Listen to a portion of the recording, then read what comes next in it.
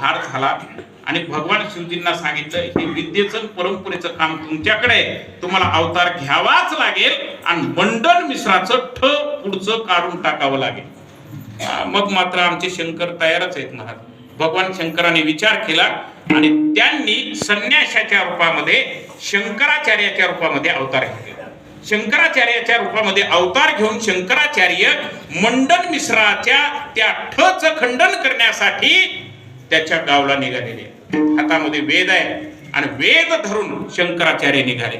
मध्ये अशी नदी आहे आणि नदी ओलांडून पलीकडे जायचं आहे, पण पूर्वीच्या काळामध्ये नदीवर धुणं धुवायला बऱ्याच स्त्रिया आलेल्या असायच्या, आहे का नाही? विहिरीवर पाणी भरायला स्त्रिया आलेल्या असायच्या। अशा सर्व स्त्रिया त्या ठिकाणी आहेत आणि शंकराचार्य त्यांना उभारून विचारू लागलेले आहेत, तुमच्या गावामध्ये मंडन मिश्राचं घर कोणत्या ठिकाणी आहे?